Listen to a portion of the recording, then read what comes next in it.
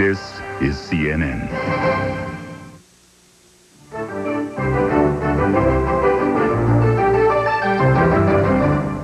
This is CNN Overnight. Good morning. I'm Dave Michaels in Atlanta. Despite support that President Bush says is holding strong, it will be a day of head counts in the U.S. Senate.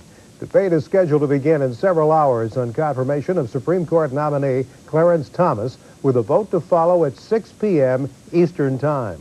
Judge Thomas is fighting allegations of sexual harassment from former aide Anita Hill. While Hill rebuffed charges that she made up the allegations, another former Thomas aide says he inspected and auditioned some females but stopped short of alleging harassment. Public opinion polls show Thomas maintains considerable support. CNN's live coverage of the Senate debate begins at 10 a.m. Eastern, 1400 Greenwich Mean Time. The Supreme Court still is one justice short, but the current 8 justices will hear arguments today over New York's so-called Son of Sam law. It allows states to give crime victims all profits from criminals that criminals make from books and movies about their crimes. Opponents of the law say it violates freedom of speech and expression. Secretary of State James Baker says it should soon be clear if Palestinians will be involved in Mideast peace talks. Baker met with Jordan's King Hussein Monday and urged Palestinian leaders not to miss a chance to make their voices heard. Palestinian leaders are discussing the possibility of a joint delegation with Jordan. An official in Jimmy Swaggart's organization says the television evangelist will step down, at least temporarily. A woman who claims to be a prostitute says she was in Swaggart's car Friday when he was stopped by California police and cited for traffic violations. Swaggart resigned from the Assemblies of God in 1988 after a rival minister released photos of him with a New Orleans prostitute. More news in 30 minutes. Up next on Showbiz Today, a 5-year-old director gets a contract. It's Showbiz Today with Bella Shaw in Hollywood and Lawrence Sidney in New York. Nearly 30 years after his death, movies, television, and theater continue to dwell on the life and death of JFK. Also, former Wise Guy star Ken Wall jumps to the big screen in The Taking of Beverly Hills, and 5-year-old director Gregory Scott gets a contract. Those stories and more on Showbiz Today.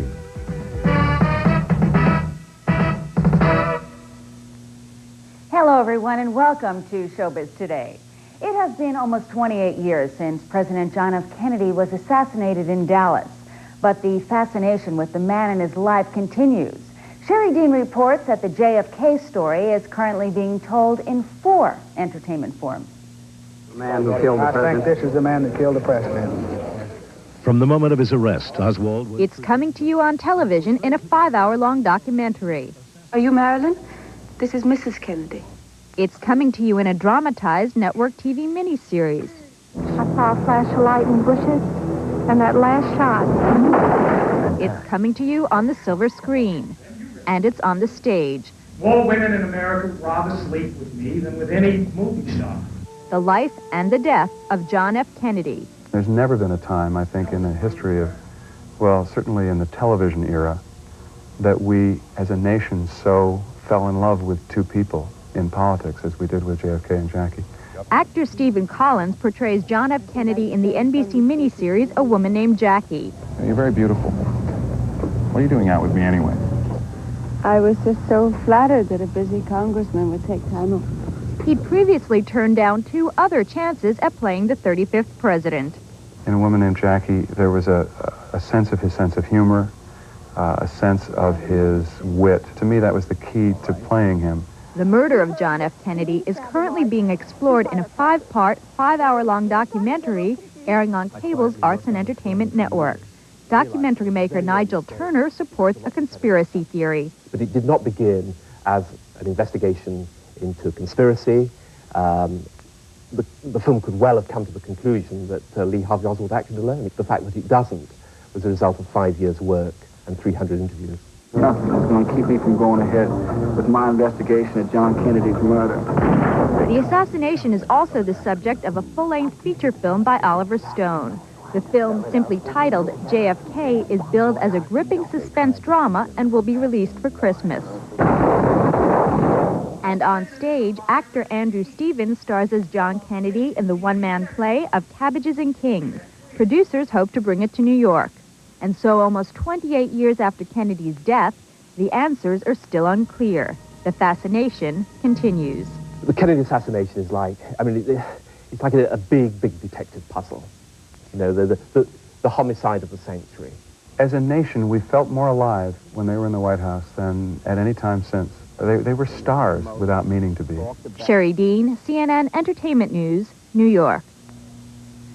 American TV viewers were much more interested in watching the Thomas hearings than the Major League Baseball playoff game. According to David Poltrak of CBS, on Friday night, an estimated 27 million homes were tuned into the hearings on ABC and NBC, and that doesn't even count CNN, PBS, C-SPAN, and the Court Channel, while slightly more than 9 million homes were tuned into the game. On Saturday morning, when the hearings were aired live on the 3 broadcast entertainment networks, viewership was an estimated 60% higher than the average Saturday rating. CBS has not yet decided what it will do about its sitcom Royal Family following Friday's death of its star, Red Fox. For now, a CBS spokesman says the show will be preempted until October 30th. At that point, there are still 3 unaired shows that Fox completed. But the producers of the series have not yet decided whether to continue the show centered around co-star Della Reese or to bring in another actor.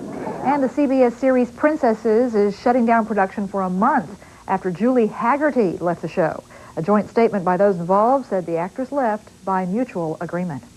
Meanwhile, NBC is having its own problems. Just 3 weeks into the new television season, NBC has become the first network to announce major changes in its primetime schedule. The name's Jim Doyle. I've been appointed councilman for the 7th District. The network has pulled 2 of its Sunday night situation comedies, James Garner's return to primetime, Man of the People, and Pacific Station with Robert Guillaume. Both shows have hovered near the bottom of the ratings, coming in 91st and 92nd out of 94 shows last week. NBC has put both shows on hiatus. Each will be airing for the last time October 27th. The shows will be replaced with specials through November, but the network says that they may return later.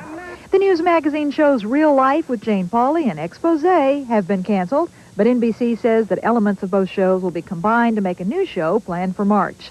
The crime drama Matlock will move to the Friday night time slot vacated by the news programs. He arrested my friend. For the first 3 weeks of the new TV season, NBC is second in overall ratings, trailing CBS by more than 1.5 points and leading ABC by only 0.4 of a point. And we'll be right back. Still to come on Showbiz Today, Gary Marshall and Frankie and Johnny.